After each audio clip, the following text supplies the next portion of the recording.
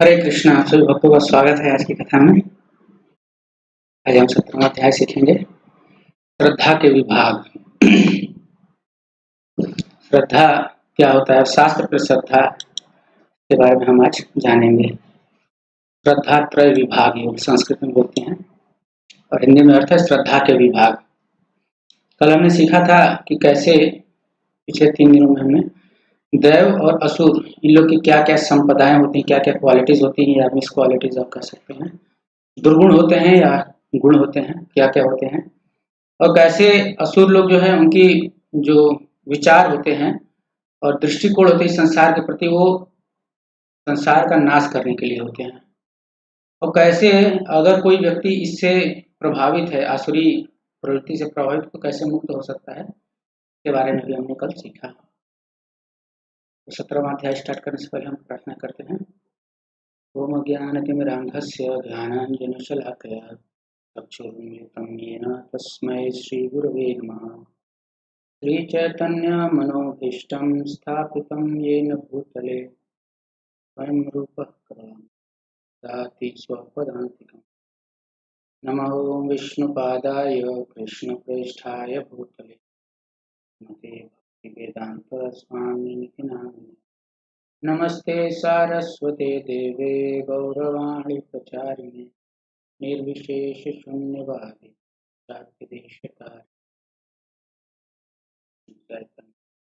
नित्यानंद श्री अद्वैत गदाधर श्रीवासादि। हरे कृष्णा कृष्ण कृष्ण हरे हरे, हरे राम।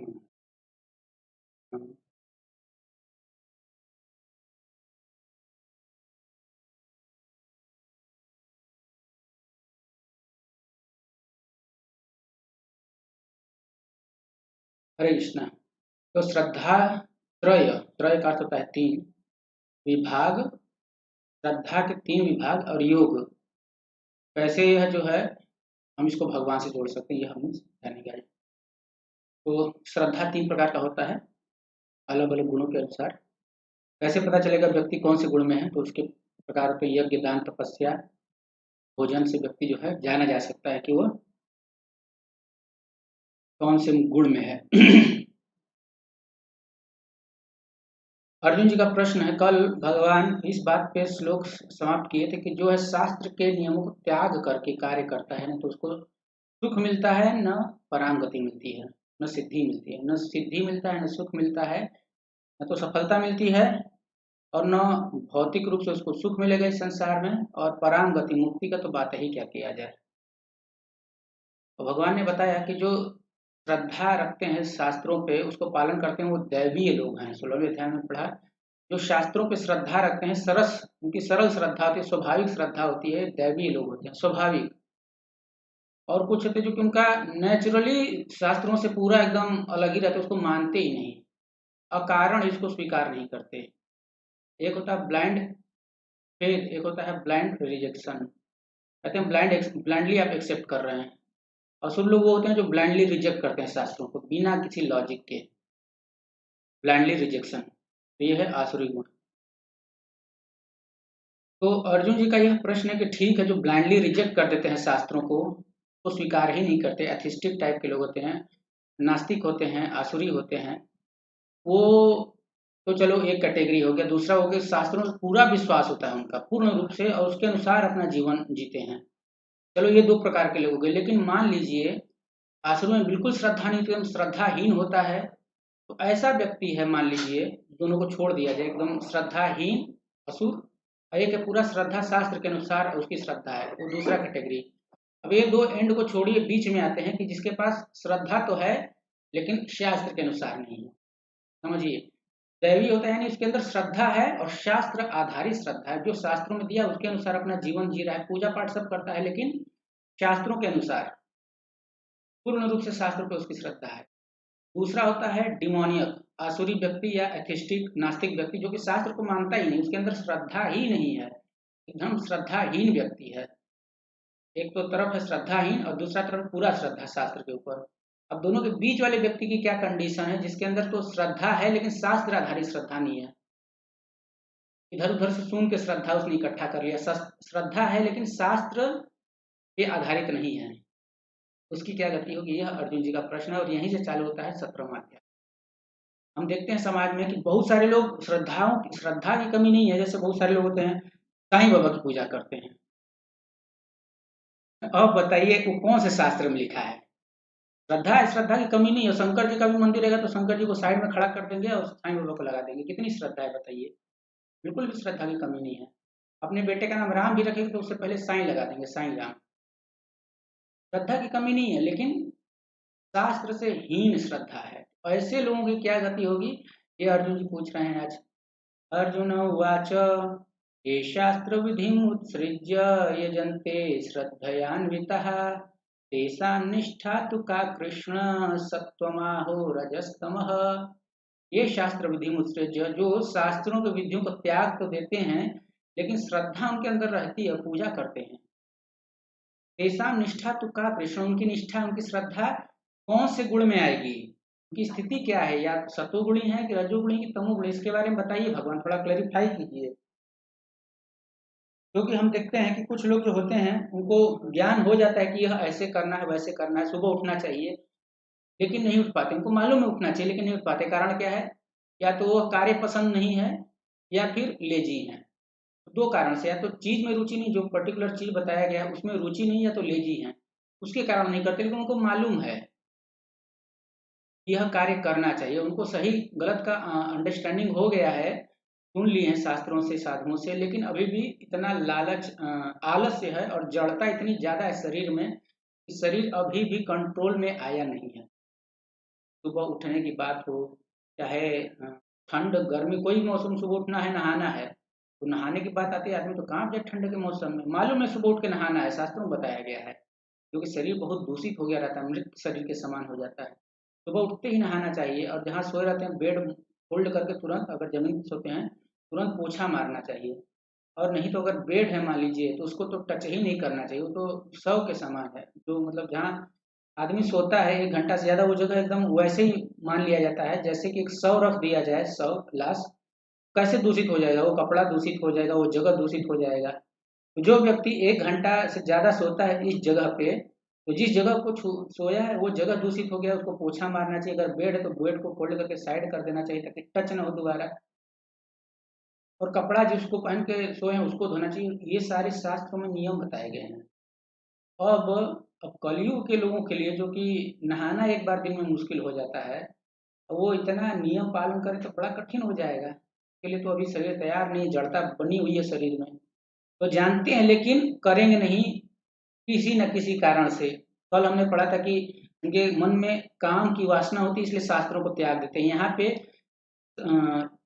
उसके कारण, आलस्य के कारण, या रुचि नहीं आ रही है उसमें। मालूम है कि बहुत स्टैंडर्ड हाई फाई हमसे नहीं हो पाएगा, इतना स्टैंडर्ड हम इतना नहीं कर पाएंगे, तो अपने हिसाब से थोड़ा एडजस्ट कर लेते हैं। एकादशी करेंगे, चलो एकादशी में कुछ खाना पीना नहीं तो चाय पी लेते हैं, ये और खतरनाक है। कई लोग एकादशी में चाय पीने लगते हैं, बोलते हैं अन्न तो नहीं खाना, चलो चाय पी लेते हैं। जो इंटॉक्सिकेशन करते हैं उनके लिए एक अलग प्रकार का नरक ही बनाया गया है। भागवतम में 5वें स्कंद के 26वें अध्याय में 28 प्रकार के नरकों का वर्णन किया गया है। उसमें एक वो नरक है जहाँ पे लोग दारू वगैरह पीते हैं या इंटॉक्सिकेशन किसी प्रकार का करते हैं, वो एक विशेष प्रकार का नरक है। और एकादशी के दिन इंटॉक्सिकेशन, चाय कॉफी, तो मतलब उनको मालूम है कि सब नहीं करना चाहिए, लेकिन जानते हुए भी शरीर की एक डिमांड इतनी ज्यादा रहती है, या तो शरीर आराम करना चाहता है या किसी भी कारण से शरीर का इतना मांग रहता है कि व्यक्ति झुक जाता है उसके आगे और कर नहीं पाता है। और श्रद्धा है तो वह कुछ अपने हिसाब से थोड़ा बहुत कर लेता है, इधर उधर घुमा फिरा के सब जोड़ तोड़ के, थोड़ा अपना दिमाग लगा, थोड़ा उसका पूछ पाछ के शास्त्र को अब समझ गए कि वो मेरे से नहीं होने वाला है।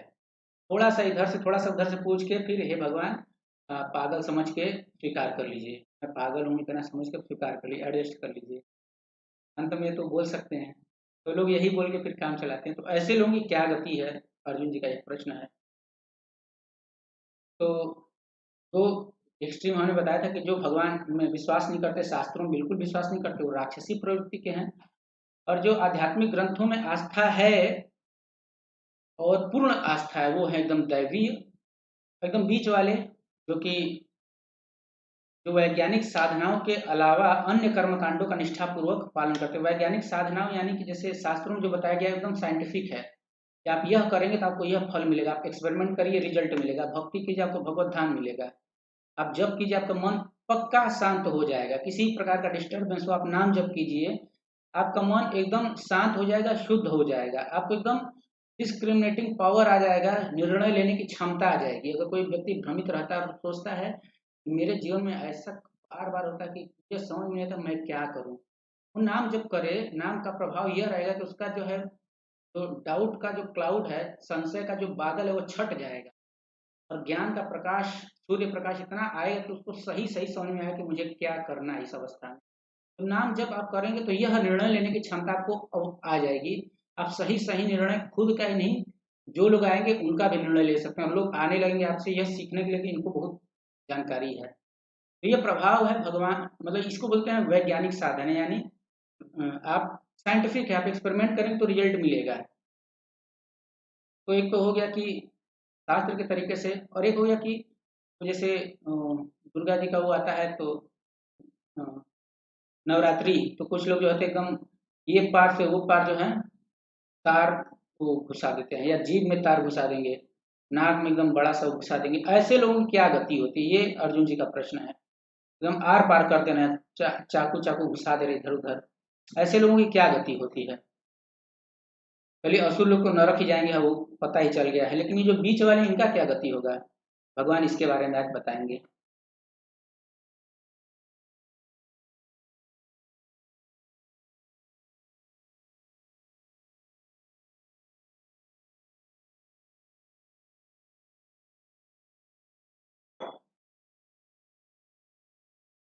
त्रिविधा भवती श्रद्धा देहिनां सा स्वभावजा, सात्विकी राजसी चैव तामसी चेति ताम शृणु।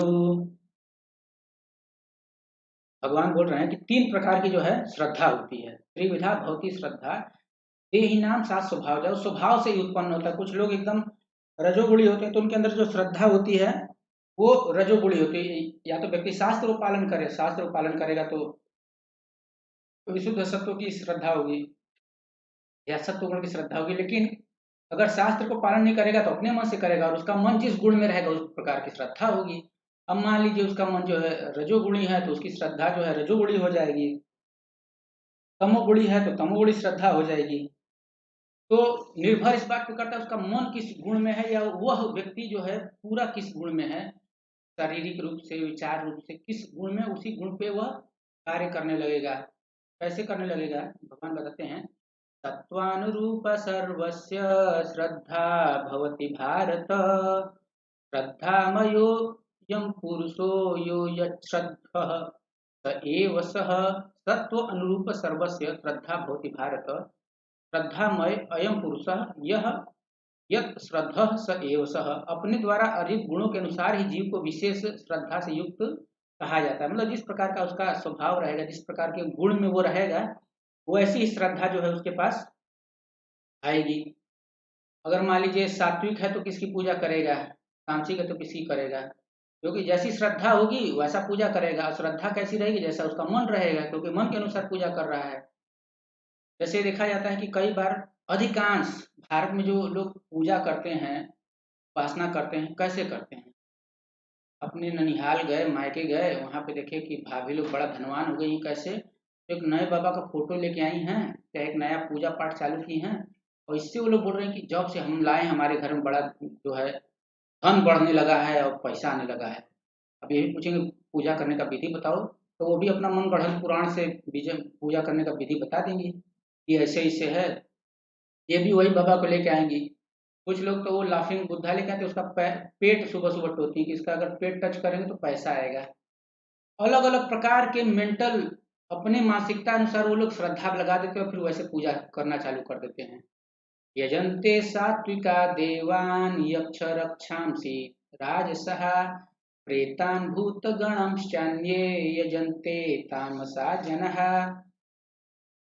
जो लोग सात्विक होते हैं वो लोग देवताओं की पूजा करते हैं, जो राजसिक होते हैं यक्षों और राक्षसों की पूजा करते हैं जो राजसिक होते हैं। और जगह हम तामसिक होते हैं, भूत वगैरह की पूजा करते हैं, ब्लैक मैजिक, भूत वगैरह की पूजा करते हैं। जैसे व्यक्ति का जो स्वभाव रहेगा उसी के अनुसार वह जो है उसकी श्रद्धा हो जाएगी, वैसी ही पूजा करने लगेगा। अब मान लीजिए जैसे बल्ब है, बल्ब बाय डिफॉल्ट जो है जो आत्मा है बाय डिफॉल्ट विशुद्ध सत्व में होता है, लेकिन मन का जो आवरण होता है उसके अनुसार उसकी श्रद्धा जो है प्रकट होती है, जैसा मन का आवरण होता है। तो जो वास्तविक धर्म है, वास्तविक धर्म वो तो विशुद्ध सत्व है, भगवान की भक्ति करना है वास्तविक धर्म। लेकिन लोग जो है विशुद्ध सत्व में नहीं है, कोई रजोगुण में है, अलग अलग व्यक्ति तमोगुण में है, और कुछ लोग रजोगुण तमोगुण में हैं। तीन ही गुण नहीं होते, ये तीन जो हैं आपस में मिल के खिचड़ी पकाते हैं। तीन तीली के नौ नौ गुण हो जाएंगे, यानी रजोगुण तमोगुण, रजोगुण सत्वगुण, सत्वगुण तमोगुण, तमोगुण रजोगुण, तमोगुण रजोगुण सत्वगुण, ऐसे करके बहुत सारा खिचड़ी पकाते हैं। तो बहुत सारे मोड हो जाते हैं। देखने में तीन है, यानी तीन मुख्य रस्सी है, तीनों को मिला दीजिए, थोड़ी मोटी रस्सी हो गई तीन की, उन तीनों का एक और नया मिला दीजिए तो तीन तीन नौ हो जाएंगे। ऐसे करके रस्सी में हम खोलते हैं, देखते हैं बहुत सारी छोटी छोटी रस्सियां हैं, और उन छोटी छोटी रस्सियों को मिला के एक थोड़ी मोटी रस्सी होती है, और ऐसी कई मोटी रस्सियां मिलकर एक और मोटी रस्सी बनाती हैं। तो गुण इस प्रकार से होते हैं कि केवल तीन गुण आप क्लियर कट नहीं बोल सकते कि प्योर राजसिक है, शुद्ध राजसिक गुण है, शुद्ध तामसिक नहीं। तामसिक गुण रहेगा तो उसमें थोड़ा राजसिक गुण मिला रहेगा, 10%, 20% सात्विक मिला रहेगा, तो बहुत सारे गुण हो जाते हैं, ऐसा परसेंट मिला मिला के। तो ऐसे ही शुद्ध जो श्रद्धा होती है, शुद्ध जो धर्म हो, तो भगवान का एकदम अनन्य भक्ति है। लेकिन व्यक्ति अपने स्वभाव के अनुसार, स्वभाव यानी गुणों के अनुसार वह जो है अलग अलग प्रकार से वो भक्ति करना चाहता है। जैसे प्रकाश होता है बल्ब का, वो तो एकदम लाइट जो होता है व्हाइट होता है, लेकिन उसके ऊपर आप एक फिल्म लगा दीजिए, फिल्म माने परत लगा दीजिए ब्लू कलर का, रेड कलर का या येलो कलर का, तो अलग अलग लाइट निकलता है। अंदर से लाइट जो है व्हाइट ही निकलना चाहिए, लेकिन कवरिंग उस पर आपने डाल दिया है येलो कलर का तो येलो प्रकाश निकलेगा, रेड डाल दिया तो रेड कलर का प्रकाश निकलेगा, ब्लू कलर का परत लगा दिया है ऊपर, प्लास्टिक बांध दिया है तो नीले रंग का प्रकाश निकलेगा। वैसे ही भगवान के प्रति स्वाभाविक जीव की श्रद्धा होती है, उनकी भक्ति करना, लेकिन गुणों के बंधन में होने के कारण अगर वो तमस गुण में बंधा है, मान लीजिए तामसिक गुण में, तो उसकी जो श्रद्धा है तामसिक रूप में प्रकट होगी, राजसिक है तो राजसिक रूप में प्रकट होगी, और सात्विक है तो सात्विक रूप में प्रकट होगी, देवताओं की पूजा करेगा। तो इस प्रकार से अलग अलग रूप प्रति वह जो है आकर्षित होने लगता है, पूजा करने लगता है। आगे भगवान बताते हैं कि ये लोग जो है अपने आप को तो कष्ट देते ही हैं, मुझको भी कष्ट देते हैं। अशास्त्र विहितम घोरम तप्यन्ते ये तपो जनः, दंभाहंकार संयुक्त कामराग बलान्वितः, कर्षयन्तः शरीरस्थं भूतग्रामम् अचेतसः, मां चैवान्तः शरीरस्थं तान् विद्यासुर निश्चयान्। ये जो शास्त्र के आधारित इन लोग का नियम नहीं रहता, तपाते बहुत है, शरीर को बहुत तपस्या करवाते हैं, लेकिन शास्त्र के विपरीत। अब जैसे मुंह में छेद करना है, तीर लगाना है, दुर्गा जी काली जी को खुश करने के लिए, पता नहीं काली जी खुश होती है वैसा मांगी कि नहीं मांगी, लेकिन एक परंपरा चल पड़ी है, तो लोग यह सोचते हैं कि काली जी खुश हो जाती हैं, तो उसके लिए तपस्या मतलब शरीर को बहुत कष्ट देते हैं। खुद के शरीर को तो कष्ट देते हैं, अंदर जो परमात्मा बैठे हैं वो भी कष्ट में रहते हैं, क्योंकि जीव अपने आप को कष्ट दे रहा है, तो परमात्मा तो माता के समान है, पिता के समान है, तो उनको भी बहुत कष्ट होता है, और उनको इस बात को देख के बहुत कष्ट होता है क्यों यह ऐसा कार्य कर रहा है। और ये दंभ के कारण, दूसरों को दिखाने के लिए, अहंकार के कारण, काम और राग से और बल को दिखाने के लिए कि अब मैं बहुत बलवान हूँ, या आसक्ति के कारण, या अपनी कामनाओं के कारण जो है इस कार्यों में विशेष रूप के तपस्याओं में लग जाता है। तपस्या नहीं, शरीर को कष्ट देने में लग जाता है। ये सब अहंकार होता है, समाज को दिखाने के लिए। देखो मैं काली जी का कितना बड़ा भक्त हूँ, एकदम तीर जो है आर पार कर देता हूँ, इतना कष्ट उठा सकता हूँ मैं, बहुत 9 दिन जो है बहुत कष्ट उठाता हूँ। तो यह शास्त्र में नहीं लिखा है, लेकिन यह अपने शरीर को कष्ट देते हैं। और कर से अंत शरीर स्तंभ, बहुत कष्ट देते हैं। माम च एवं अंत शरीर स्तंभ, मेरे को भी कष्ट देते हैं, भगवान बोल रहे हैं मुझको भी कष्ट देते हैं। तो जैसे कि लोग तपस्या करते हैं, जैसे भूख हड़ताल करते हैं, किसके लिए? तो हमारी मांगे पूरी करो। यह जो भूख हड़ताल, ये शास्त्र में कहीं नहीं लिखा है। व्यक्ति को तपस्या करना चाहिए, जैसे एकादशी हुआ, जन्माष्टमी हुआ, उस दिन हम लोग भोजन नहीं करते हैं, अन्न नहीं लेते हैं, तपस्या करते हैं, पूरे रात तक एकादशी को लोग निर्जला करते हैं 24-24 घंटा। वह किसके लिए करते हैं? भगवान की प्रसन्नता के लिए, वो शास्त्रों में बताया गया है। लेकिन किसी पार्टी को मतलब बिल पास करवाने के लिए या किसी चीज को करवाने के लिए अगर व्यक्ति फोर्स करे और उसके लिए अगर भूख हड़ताल कर रहा है, तो यह किसी भी शास्त्र में नहीं दिया। पॉलिटिकल रीजन के लिए या समाज के उद्धार के लिए, जो कि शास्त्र में नहीं दिया उस तरीके से तपस्या करना, उस तरीके से तपस्या करना, यह जो है अपने शरीर को कष्ट देना है।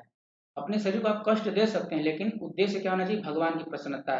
पॉलिटिकल रीजन या सोशल रीजन नहीं होना चाहिए, गॉडली रीजन होना चाहिए, तब यह सही है। नहीं तो फिर यह जो है किसके लिए है? अहंकार के लिए है, दंभ के लिए है, और अति आसक्ति के कारण होता है। व्यक्ति को बल के अहंकार के कारण होता है, और अपने को भी कष्ट देता है, भगवान को भी कष्ट देता है। कैसे पता चलेगा कि व्यक्ति तामसिक है कि राजसिक है कि सात्विक है? उसका भोजन देख लीजिए, भोजन से समझ में आ जाएगा, ज्यादा कुछ नहीं देखना है, उसका भोजन देखिए। चलिए, आहारस्त्वपि सर्वस्य त्रिविधो भवति प्रियः, यज्ञस्तपस्तथा दानं तेषां भेदम् इमं शृणु। भगवान 3 प्रकार की गुणों में प्रभावित भोजन, यज्ञ, दान, तपस्या, इसके बारे में बताएंगे। आयुः सत्व बलारोग्य सुख प्रीति विवर्धनः, रस्या स्निग्धा स्थिरा हृत्या आहारः सात्विक प्रिय। जो सात्विक भोजन होता है, इसका प्रभाव क्या होता है? इसका प्रभाव यह होता है कि व्यक्ति के जीवन जो है शुद्ध हो जाता है, का शुद्ध जीवन होता है, मतलब आचार विचार एकदम शुद्ध हो जाते हैं, सही सोच सकता है और सही कर सकता है। विचार जब अच्छा होगा तभी तो आचार अच्छा होगा। विचार ही खराब है, व्यक्ति से अच्छा आचरण कैसे उम्मीद किया जा सकता है? कोई बात करे कि बहुत कष्ट है संसार में मनुष्यों को, इनके ऊपर दया करना चाहिए, और रात को नॉनवेज खाता है, ऐसा व्यक्ति जीव संसार में क्या दया का भाव रखेगा? तो दया का भाव पाखंड है अगर व्यक्ति नॉनवेज खाता है तो। दारू पीता है, इलिसिट सेक्स करता है और बात करे जीवों के कल्याण की, तो ऐसे लोग जो है पाखंडी कहलाते हैं, ये लोग तामसिक हैं। जो सात्विक है उसका भोजन कैसा रहेगा? उसका भोजन जो है जीवन को शुद्ध करने वाला रहेगा। जीवन जो शुद्ध होगा, उसका आचार और विचार जो है शुद्ध हो जाएगा, आचरण भी शुद्ध होगा। केवल बोलेगा नहीं पब्लिक में, उसका वास्तव में उसका अगर पर्सनल लाइफ भी आप देखेंगे तो बहुत अच्छा रहेगा। आचरण 4 नियम का पालन करेगा वो। और बल, इस भोजन से व्यक्ति का बल बढ़ता है, स्वास्थ्य अच्छा होता है, सुख प्रदान करने वाला, मतलब बहुत हृदय को सुख मिलेगा। हृदय, हृदय माने सुख मिलेगा, और तृप्ति प्रदान करने वाला है। सुख प्रीति, प्रीति माने तृप्ति प्रदान करने वाला है। तो इसका क्वालिटी क्या होता है, कैसे पता चलेगा? ये तो भोजन का लाभ हो गया। होता क्या है ये भोजन जो है रसमय होता है, स्निग्ध होता है, माने घी वगैरह का बना होता है, खूब घी का छौंक लगा रहेगा, दूध दही रहेगा, और स्वास्थ्यप्रद होता है, और हृदय को भाने वाला होता है, हृदय होता है। और आयु को इसका प्रभाव ये रहता है, अगर हम ये खाएं सात्विक भोजन, जैसे गेहूं, रोटी, हरी सब्जी, दाल, दूध, घी, मक्खन, मतलब गाय का, देसी गाय का, तो ये सब जो है हमारे ये सात्विक भोजन है। इससे व्यक्ति को सुख मिलेगा, वास्तव में मन जो है बड़ा प्रसन्न होगा। सात्विक भोजन करने से मन बहुत प्रसन्न होता है और तृप्ति का अनुभव होता है, बहुत तृप्ति मिलेगी। इसके जस्ट विपरीत राजसिक भोजन है। राजसिक भोजन क्या होता है?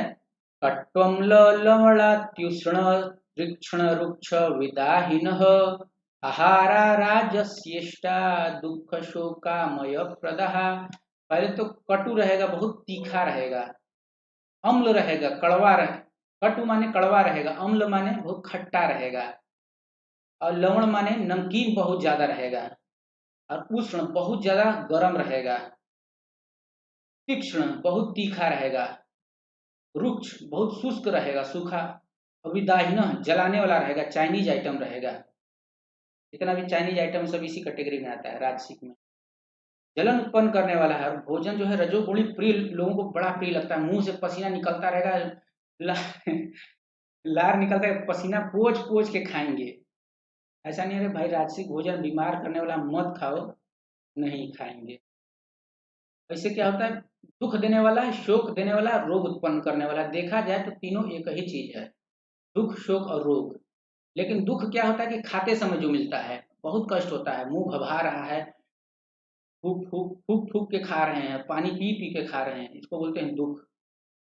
और शोक, खाने के बाद पेट अब दर्द दे रहा है, अरे बड़ा गड़बड़ किया, नहीं खाना चाहिए था, तो बोलते हैं शोक, क्यों खा लिया इतना गर्म, उसी समय मुझे लग रहा था नहीं खाना चाहिए था, बहुत तीखा खिला दिया। और रोग आने वाले और भविष्य में जो है इससे अब रोग होगा, ये सारे भोजन से दुख होता है, शोक होता है और रोग होता है।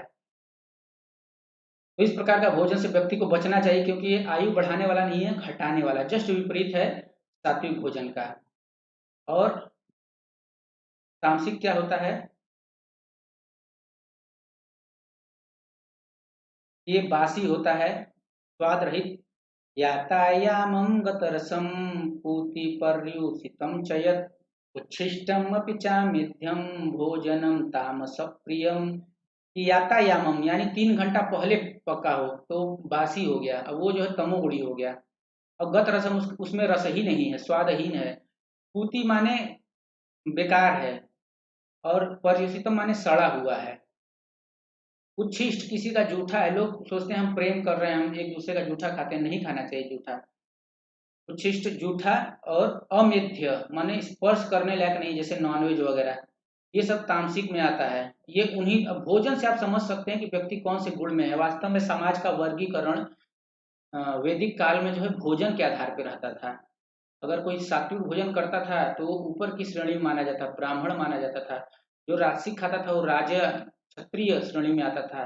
जो राजसिक और तामसिक के बीच खाता था वैश्य, और जो तामसिक खाता है, सड़ा गला दारू पीता है, रात को पी के सो जाता है, ये शूद्र की कैटेगरी में आते हैं। तो भोजन के आधार पे जो है यह श्रेणी होती थी, और इसमें सबसे नीचे वाले होते हैं चांडाल, जो कि कुत्ता मार के खाते हैं।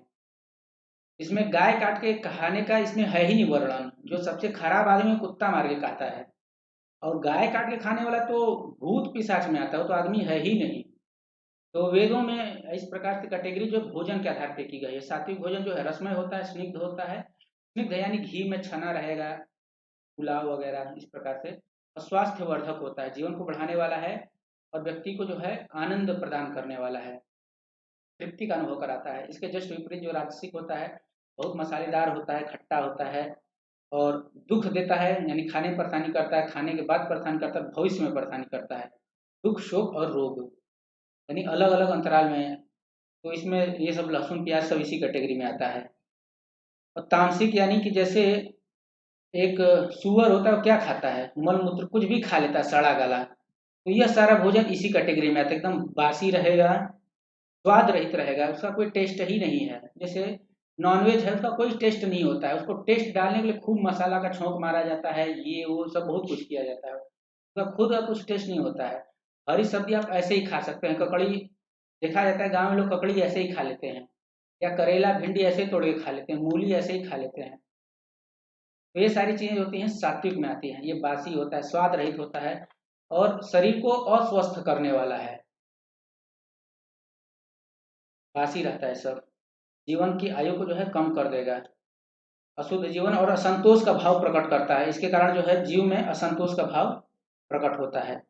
भोजन के आधार पर व्यक्ति क्या भोजन कर रहा है, आप समझ सकते हैं वो उसका जीवन कैसा होगा, क्योंकि वह उसी गुण में है। भोजन के आधार पर उसका गुण पता चल गया कि तामसिक है, तो ये किसकी पूजा करता होगा वो भी क्लियर हो जाएगा। जो भगवान के भक्त हैं, भगवान श्री कृष्ण के, राम जी के, विष्णु जी के, नारायण जी के, वो तामसिक और राजसिक भोजन नहीं करते। यहाँ तक कि सात्विक भोजन भी वो नहीं करते। वो करते क्या है, सात्विक भोजन को पहले भगवान को भोग लगाते हैं, फिर वो विशुद्ध सत्व में प्रसाद स्वरूप उसको ग्रहण करते हैं। सात्विक भोजन भी नहीं करते, प्रसाद ग्रहण करते हैं। तो उनके भोजन से आप समझ सकते हैं कि भगवान के भक्त हैं। भोजन के आधार पर व्यक्ति का कैटेगराइजेशन किया जा सकता है। और दूसरा आता है यज्ञ। यज्ञ भी 3 प्रकार से होता है, 3 गुणों में होता है। अगर कोई बिना फल की इच्छा के यज्ञ करता है और विधि विधानों के अनुसार यज्ञ करता है, वह वास्तव में सत्व गुण का यज्ञ कहलाता है। शास्त्र के अनुसार करता है, बिना फल की आकांक्षा के करता है, और मन को जो है समाधिष्ट करके, एकदम मन शांत करके यज्ञ में बैठा रहता है। ये नहीं कि यज्ञ चालू हुआ तो यह काम है वह काम है, चालू हो गया उसका इधर उधर भागना, नहीं, मन को बैठा के वहां पे यज्ञ करता है। ये होता है सत्व गुण का यज्ञ। राजसिक क्या होता है कि अभिसंधायतु फलम, उसको वो करता ही है किसके लिए, कि उसको जो है फल मिलने वाला है। कर ही रहा है फल के लिए, उसका उद्देश्य ही है फल करना, फल चाहिए। तो जब हम यज्ञ इसलिए करते हैं कि हमको बदले में कुछ नहीं चाहिए, मन में कुछ भावना नहीं रहती, क्योंकि स्वाभाविक लोग कुछ कार्य करते हैं तो उनके मन में रहता है कि हमको बदले में कुछ मिले, इसीलिए यज्ञ का अर्थ होता है सेक्रीफाइस। तो बदले में कुछ मिले इसीलिए किसी को कुछ देते हैं, लेकिन जब बिना किसी इच्छा के किया जाए उसको सत्व गुण बोलते हैं, और कुछ फल रहता है कि यह यज्ञ करने से यह फल मिलेगा, तो फिर राजसिक हो जाता है। और व्यक्ति क्यों करता है? दंभ के लिए, दंभ अर्थम अपि च, दंभ के लिए और भौतिक लाभ के लिए। मतलब ये दिखाता है कि देखो हम कितने बड़े व्यक्ति, हम ये इतना बड़ा बड़ा यज्ञ करवाते हैं, इतने सारे पंडों को बुलाते हैं, और अर्थ के लिए, मतलब उसको कुछ बदले में धन का लाभ होता है उससे। और यज्ञ के बाद जो है वह किसी को भी प्रसाद नहीं बांटता है। यज्ञ का अर्थ है कि यज्ञ के बाद खूब प्रसाद बांटना चाहिए। यज्ञ माने भगवान विष्णु की प्रसन्नता के लिए किया जाता है, लेकिन ये यज्ञ जो है राजसिक, उनके लिए नहीं किया जाता, और उसके बाद प्रसाद भी नहीं बांटा जाता, और वैदिक मंत्रों का उच्चारण भी नहीं होता। ऐसे नए नए बहुत सारे समुदाय आ गए हैं कलयुग में। ऐसे समुदाय बहुत आएंगे, बताया गया है रामचरितमानस में। जैसे बारिश के मौसम में कुकुरमुत्ता आप देखे होंगे, कुकुरमुत्ता हो जाता है, कुत्ता जहाँ पेशाब कर देता है वहीं छोटे छोटे पौधे उत्पन्न हो जाते हैं। वो ऐसे ही कलयुग में अब संप्रदाय प्रकट हो जाएंगे, नाना प्रकार के धर्म प्रकट हो जाएंगे जो वास्तव में अधर्म है। तो लोग जो है उसी से भ्रमित हो जाते हैं। तो ये जो है बिना किसी शास्त्र के कोई मंत्र नहीं रहेगा यज्ञ में, और यज्ञ के बाद जो ब्राह्मण लोग रहे उनको किसी प्रकार की दान दक्षिणा नहीं दी जाएगी। यह होता है राजसिक। और इसमें वो भी आता है जो देवताओं की तो पूजा करते हैं, लेकिन उनके मन में रहता है कि मेरे को बहुत जो है धन मिलेगा और बहुत सम्मान मिलेगा, यह उनके मन में भाव होता है। इसके वजह से राजसिक गुण आता है, आसुरी गुण आता है उनके अंदर। तो ये यज्ञ का जो राजसिक यज्ञ है उसका यह लक्षण है।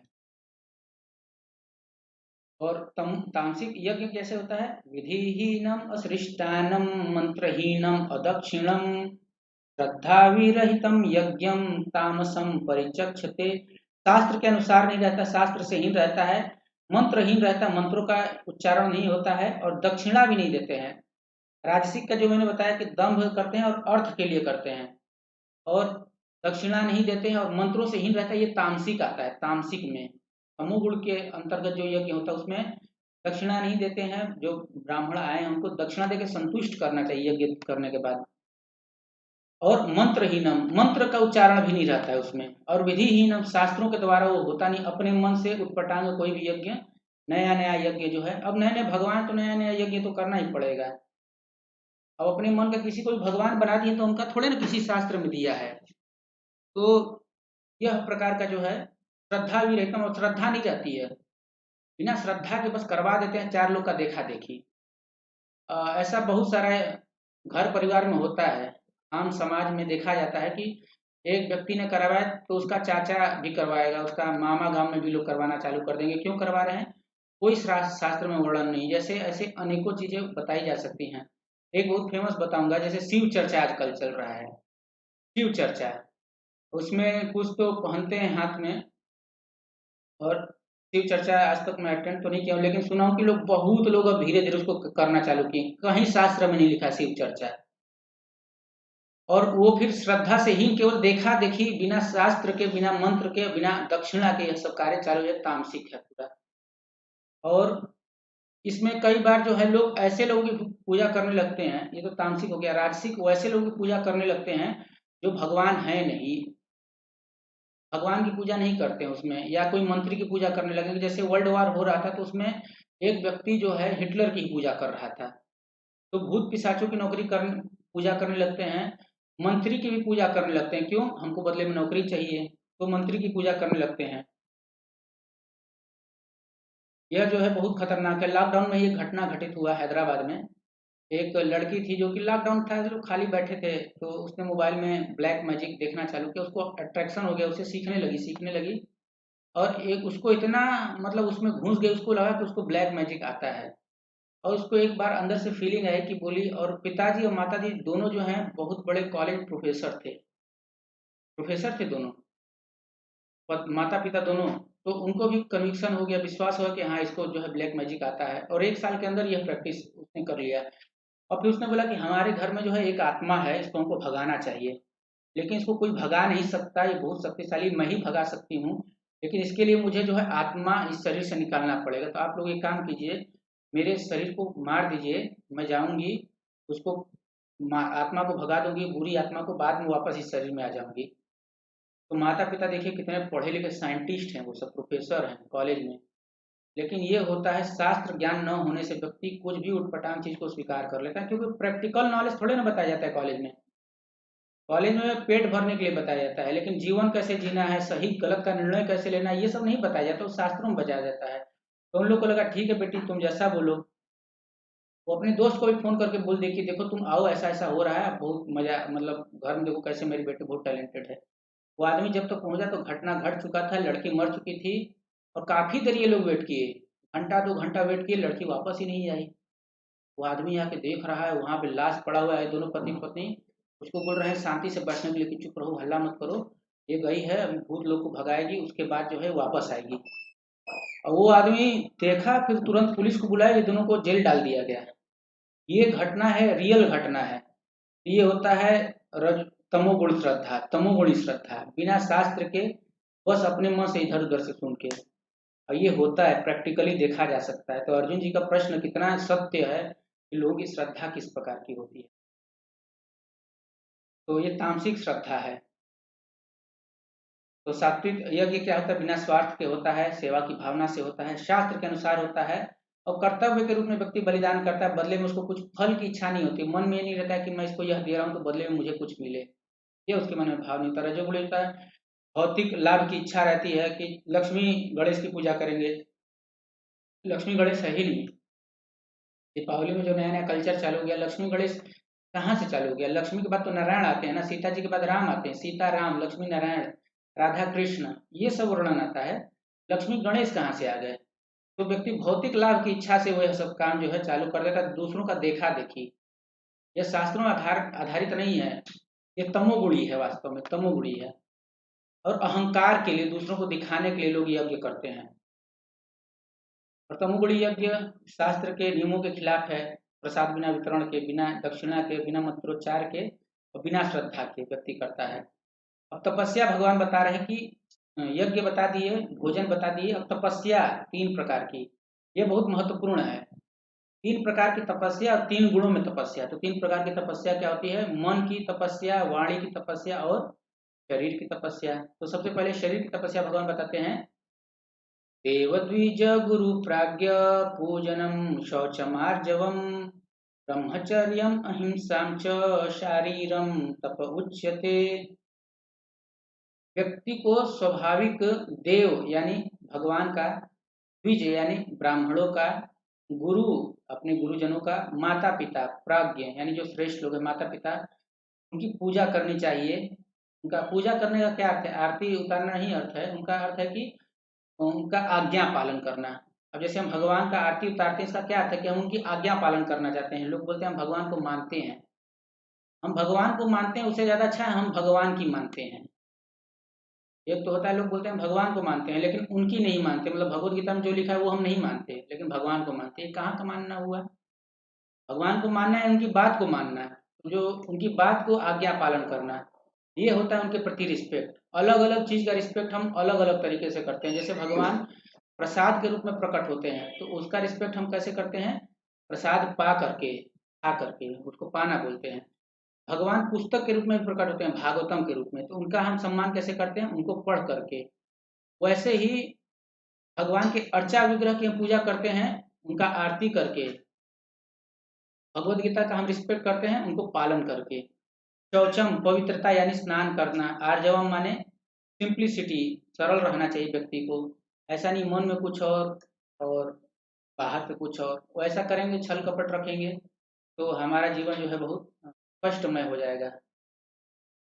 मतलब विचलित रहेगा व्यक्ति, हमेशा विचलित रहेगा, वो सोचेगा पिछली बार क्या बोला था इसको, क्योंकि झूठ बोलने वाले के लिए सबसे बड़ा नुकसान यही है, वो हमेशा झूठ बोलता है, उसको याद नहीं रहता उसको क्या बोला था। तो ये बहुत बड़ा टेंशन वाला काम है, तो हमेशा सत्य बोलना चाहिए, सिंपल रहना चाहिए। ब्रह्मचर्य की पालन करना चाहिए। शरीर की तपस्या ब्रह्मचर्य।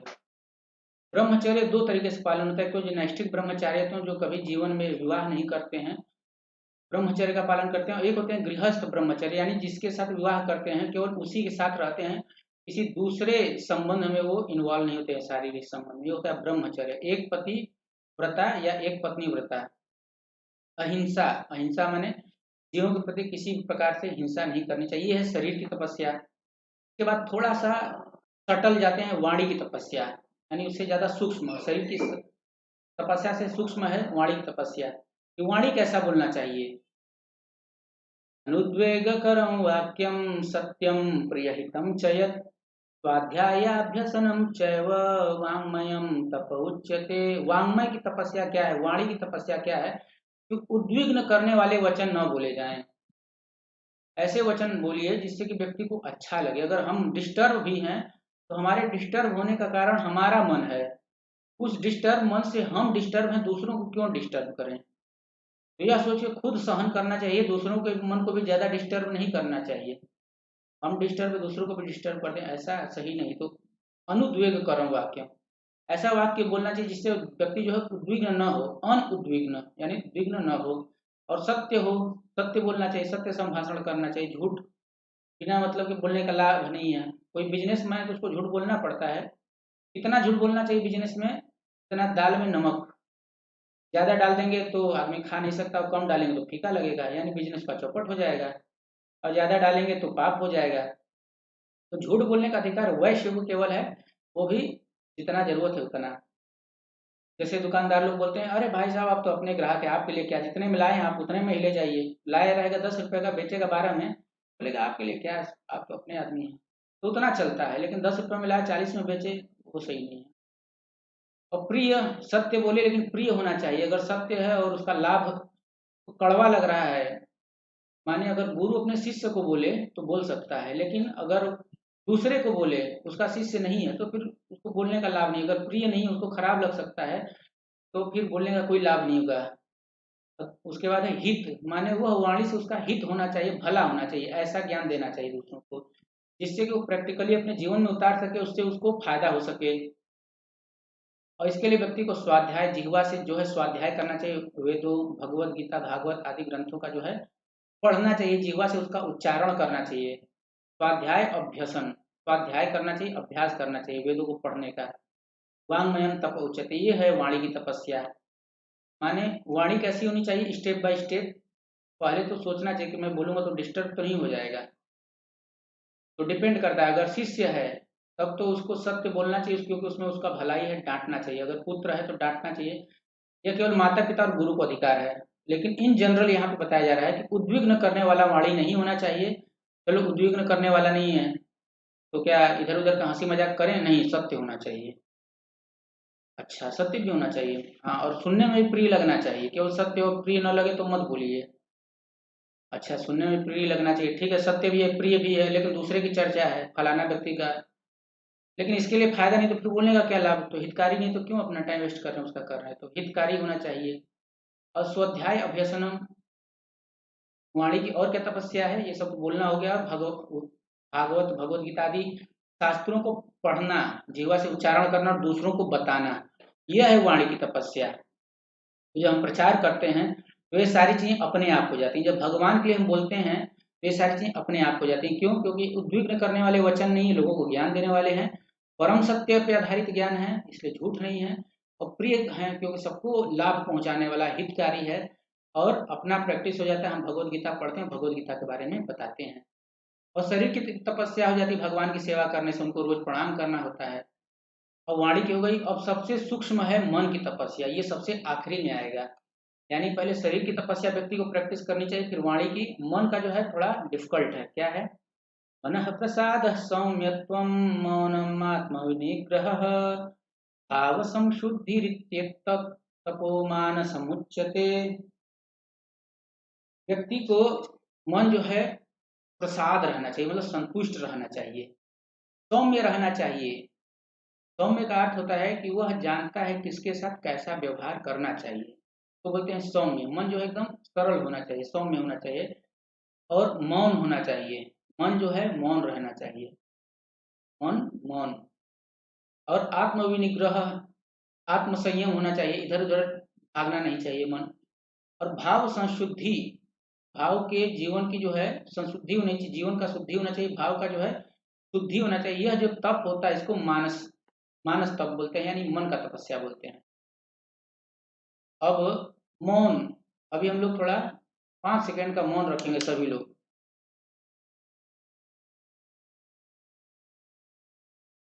हो गया मौन? वाणी का तपस्या नहीं है मौन, तपस्या किसका है? मन का है। सोचने वाली बात है। मन की तपस्या में भगवान ने मौन बोला है, वाणी की तपस्या में तो बोलने को बोला है।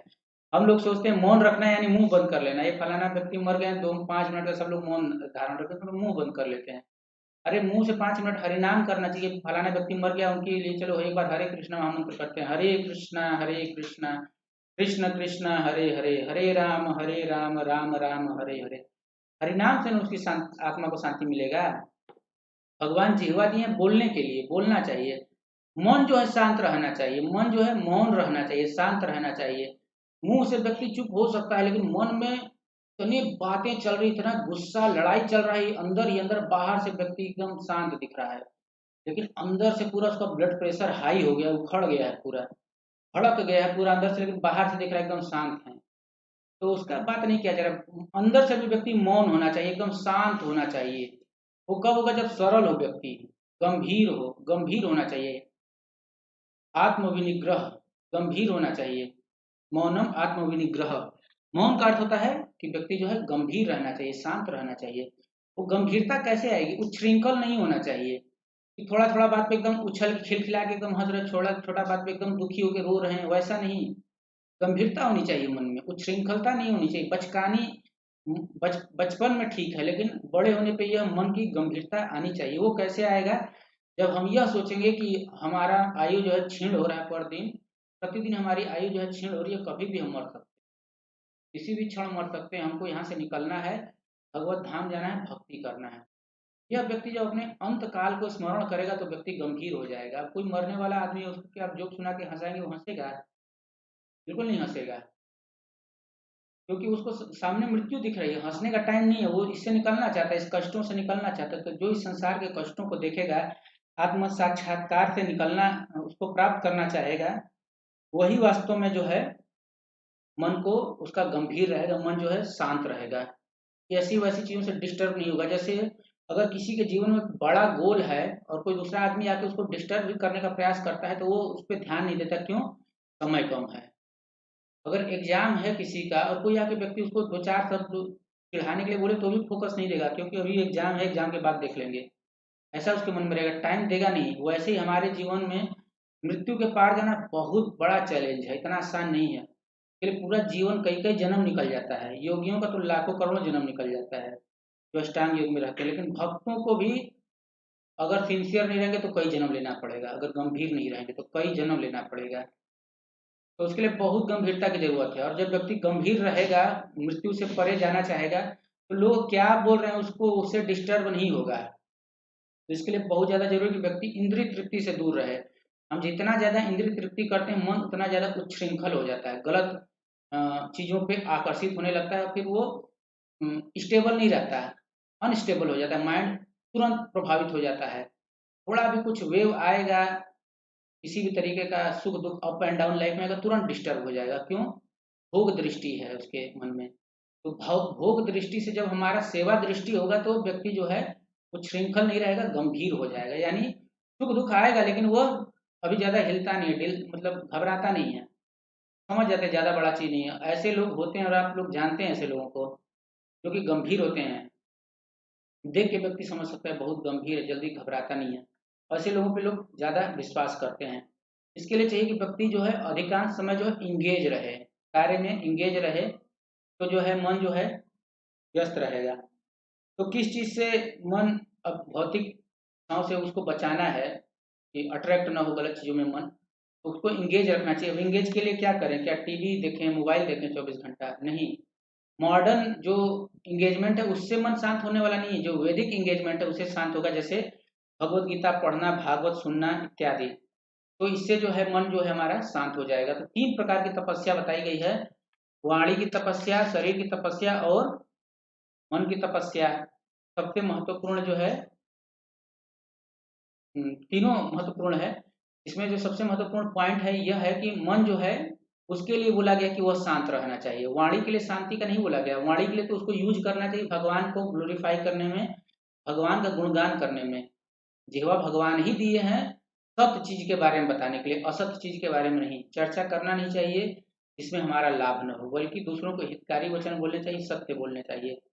तो 3 प्रकार की श्रद्धा पे आधारित जो है व्यक्ति तपस्या भी 3 प्रकार की करता है। जो सात्विक तपस्या होता है वह व्यक्ति अ, भगवान की प्राप्ति के लिए करता है। अफलकांक्षी, उसको जो है फल की आकांक्षा नहीं होती, भौतिक लाभ की इच्छा नहीं रहती है, उसको बोलते हैं सात्विक तपस्या। और जो भक्ति में रहते हैं वही इस प्रकार से कर सकते हैं। और सत्कार के लिए जो करते हैं, सत्कारमान पूजार्थम तपोदम्भेन चैव यत् क्रियते तदिहं प्रोक्तम राजसं चलमध्रुवम्। जो यह सोचते हैं कि हमारा जो सत्कार होगा, सम्मान मिलेगा, उसके लिए तपस्या करते हैं। बहुत सारा एक मतलब सम्मान के लिए करते हैं, पूजा के लिए और अर्थ के लिए। अर्थ माने धन वगैरह मिलेगा, और पूजा बहुत उनका आरती होगा। पूजा माने आरती होगा और सम्मान होगा, लोग आके उनका पैर धोएंगे पानी से और उसको छिड़केंगे। यह भाव मन में रखते हुए हमको करना चाहिए। जो वास्तव में महान साधु हैं उनका सत्कार करना चाहिए, उनका पैर धोना चाहिए, उसको पीना चाहिए, आरती करनी चाहिए, धन देना चाहिए। इससे हमारा लाभ होता है। लेकिन जो रजोगुणी होता है वह तपस्या ही करता है इसलिए क्योंकि उसको यह सब चाहिए। जो शुद्ध भक्त होता है उसको यह सब बिल्कुल नहीं चाहिए, लेकिन अगर उसको हम करते हैं तो हमारा लाभ होता है। तो यह जो राजसिक व्यक्ति है वह ये सारे कार्य करता है, तब करता है दंभ में आकर के, दूसरों को दिखाने के लिए। क्यों दिखाने के लिए? कि वो दिखाया कि बहुत बड़ा तपस्वी है तो लोग आके सम्मान करेंगे, उसको आरती करेंगे, पूजा करेंगे। एक बार की घटना है, एक पहाड़ पे एक साधु रहता था, वो साल भर चुप रहता था, साल भर। और बस एक बार साल में बोलता था, एक दिन 1 घंटा के लिए। वो सुनने के लिए बहुत सारे लोग आते थे, सैकड़ों लोग, 500 1000 लोग आते थे सुनने के लिए। बाबा साल में एक बार बोलता है तो वाणी सुनते हैं। तो अब जो शास्त्र नहीं पढ़ा कितना अच्छा बोलेगा, साल में एक ही बार बोले कितना अच्छा बोल लेगा, नहीं बोल पाएगा। तो कुछ साल लोग आए, फिर एक साल ऐसा हुआ कि कोई आया नहीं, वो दिन आ गया कोई आया नहीं। तो पेड़ पे चढ़ा पहाड़ के, कहाँ है भाई लोग, कोई दिख नहीं रहा है। कोई नहीं दिखा तो और ऊपर चढ़ा, फिर कोई नहीं दिखा, और ऊपर थोड़ा, डाली टूट गई इतने में, नीचे गिरा पहाड़ के, मर गया।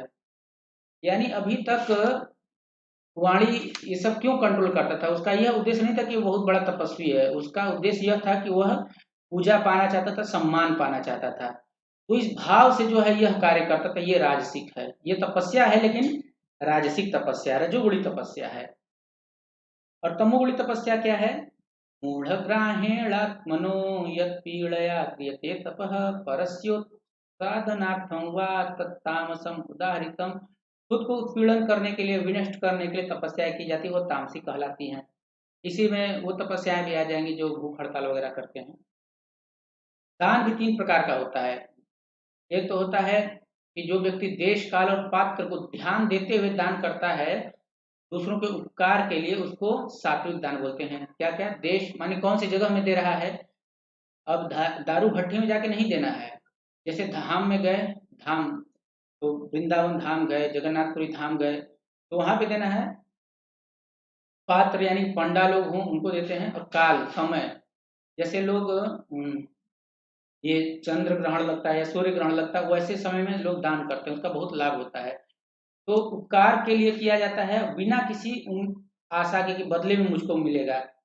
एक व्यक्ति हमारे इस्कॉन वृंदावन में आए थे, उन्होंने पंखा बोले कि मैं आपको पंखा दान करना चाहता हूँ। बोले ठीक है दान कर दीजिए। तो बोले कितना लगेगा? बोले इतना रुपया लगेगा, 20,000। बोले हाँ ठीक है 20,000 देता हूँ, लेकिन एक कंडीशन है। बोले क्या? बोले महाराज हर पंखे पे मेरा नाम होना चाहिए। बोले लिख देंगे, कोई दिक्कत नहीं है, आपके द्वारा प्रदत्त लिख देंगे। तो व्यक्ति दान दे के चला गया और बाद में फिर 1 साल बाद आया। बोला मैं पहचाने मुझे? बोला हाँ पहचाने, आप दान की तो पंखे।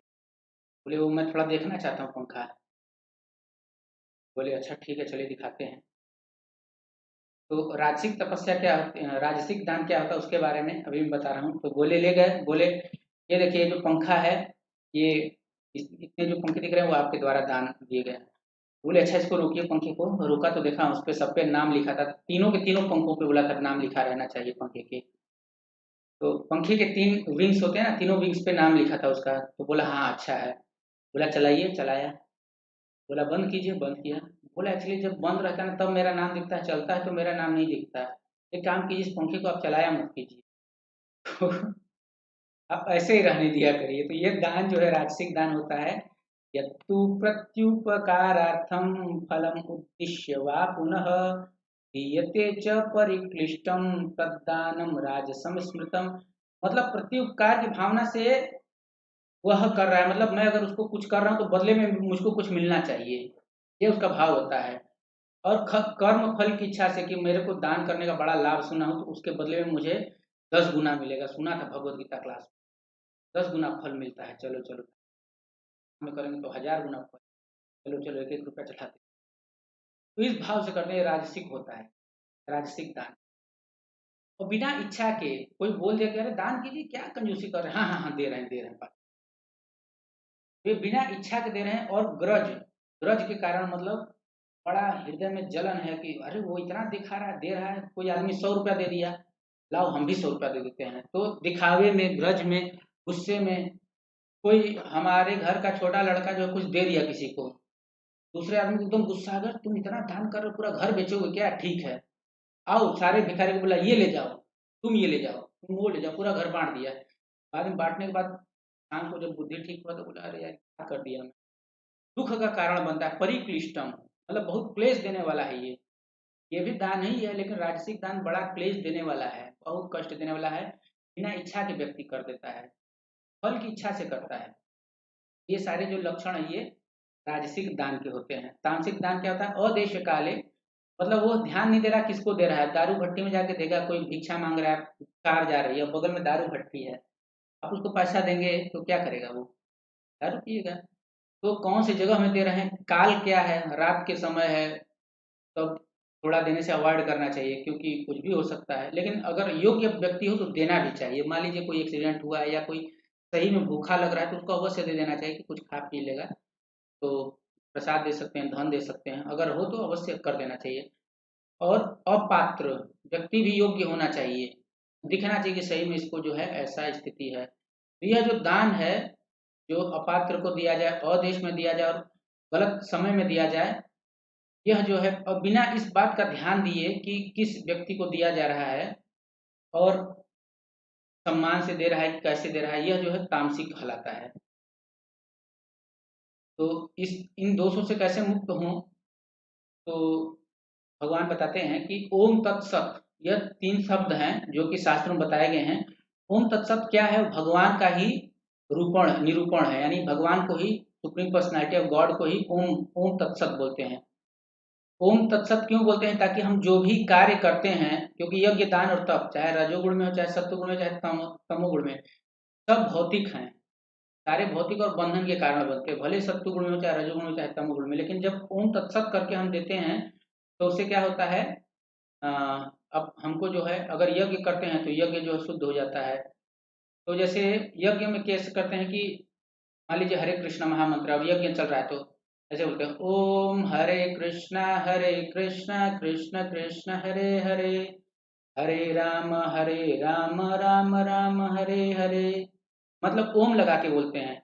या ओम तद विष्णु परमं पदम सदा पश्यन्ति सूरयः, यानी ओम तत्सत ऐसे है। तो ओम तत्व विष्णु यानी भगवान का नाम लगा करके ओम तत् या ओम ओम तत्सत ऐसे करके बोलते हैं। तो इससे क्या होता है, जो हम यज्ञ कर रहे हैं वो जो है शुद्ध हो जाते हैं, भगवान को हम ऑफर कर देते हैं। तो हर कार्य हम भगवान को ऑफर कर सकते हैं, यानी अगर हम कुछ भी कर रहे हैं, अगर भगवान का नाम जप करें तो फिर वह कार्य जो है आध्यात्मिक हो जाता है।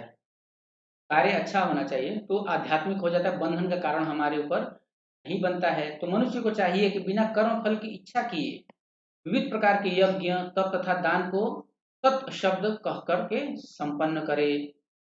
और ओम करने से क्या होता है कि जो भी हम कार्य करते हैं वो भी ब्रह्म हो जाता है, और भगवान के लिए ऑफर है, और व्यक्ति भी आध्यात्मिक है।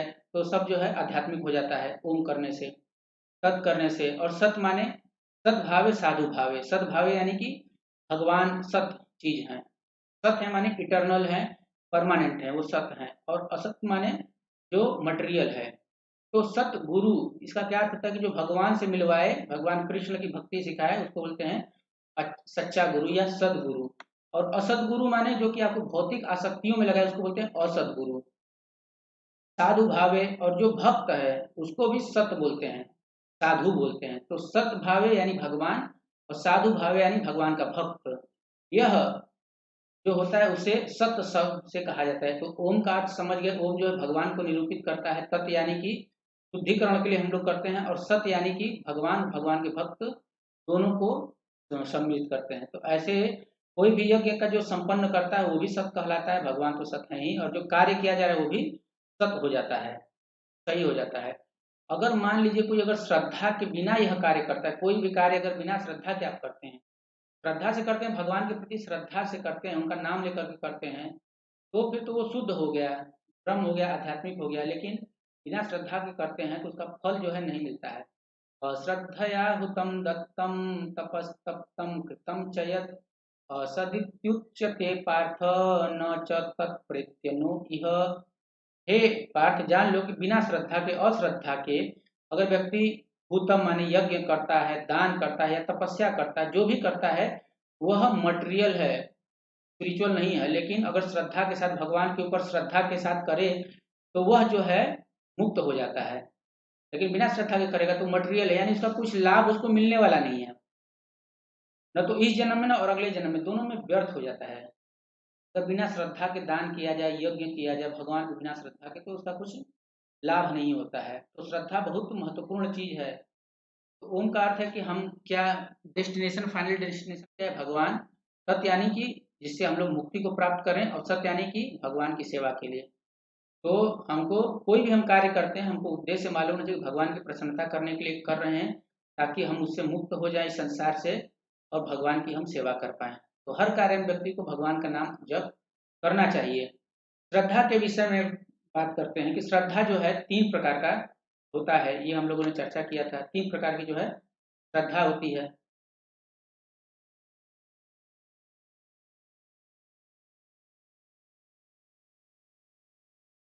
3 प्रकार की श्रद्धा होती है, तामसिक, राजसिक और सात्विक। अगर मान लीजिए किसी को श्रद्धा नहीं, जैसे कई बार देखा जाता है कि लोग अंधश्रद्धा में फंस जाते हैं, तो कुछ लोग तो यही बोल देते कि इसको उखाड़ ही दो, श्रद्धा को हटा ही दो, श्रद्धा रहना ही नहीं चाहिए।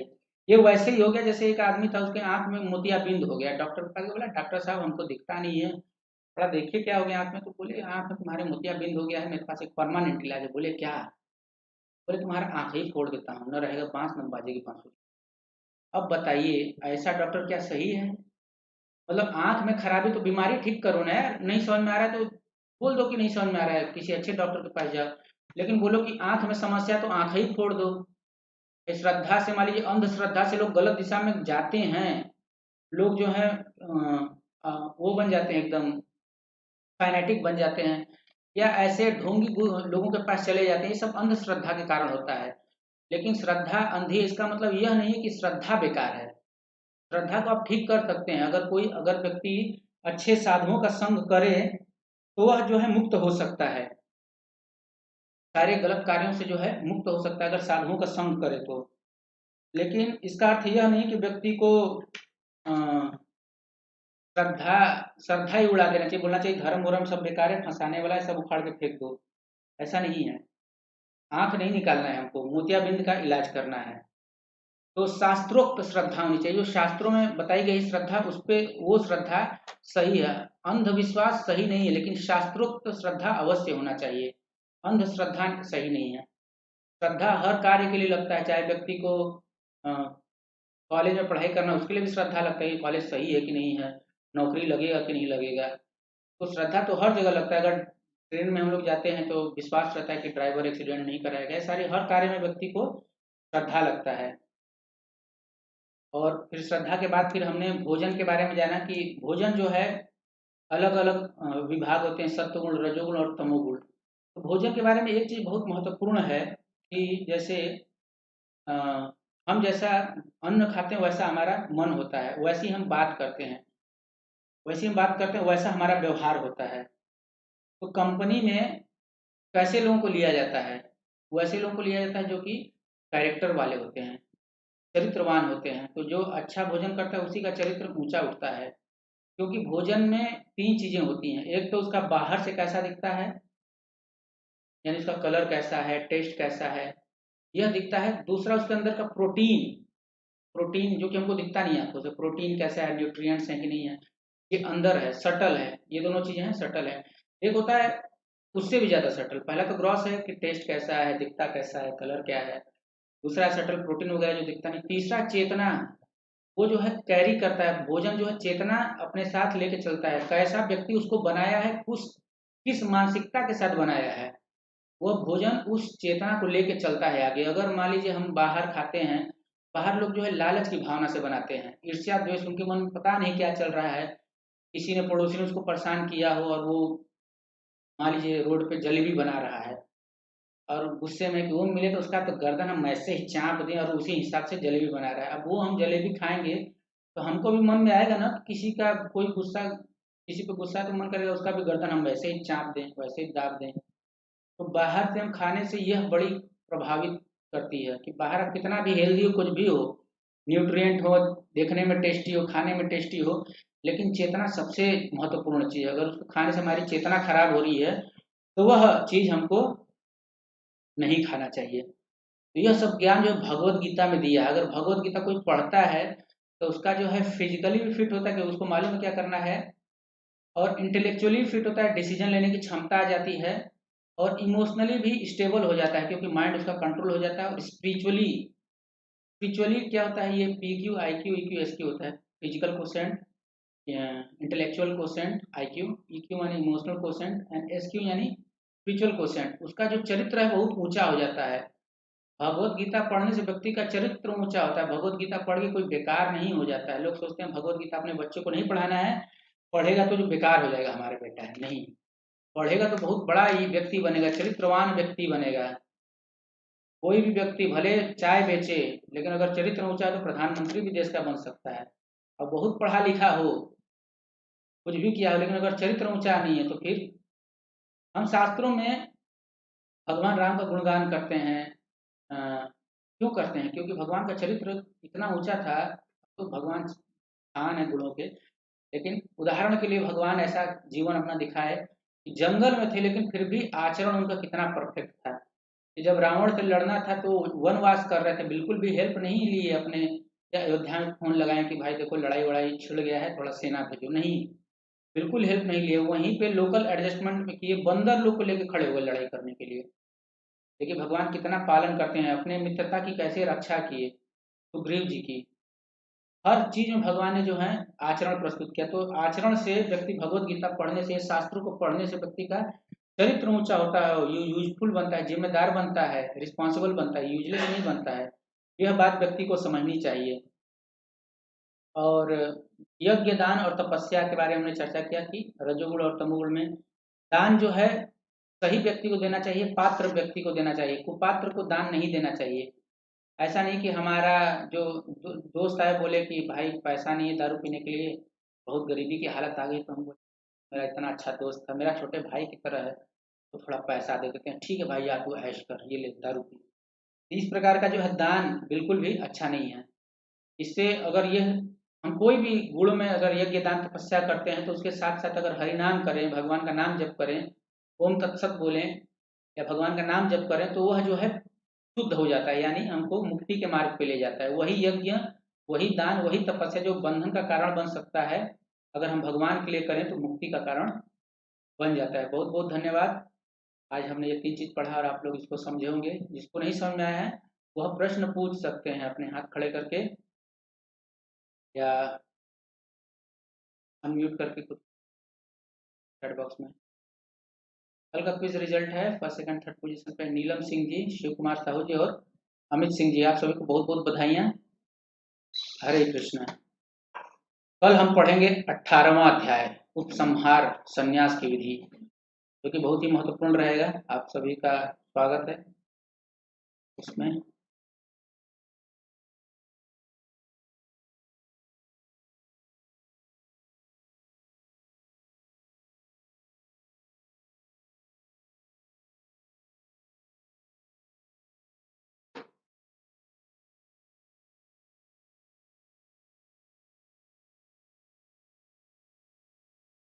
किसी का कुछ प्रश्न है तो पूछ सकते हैं।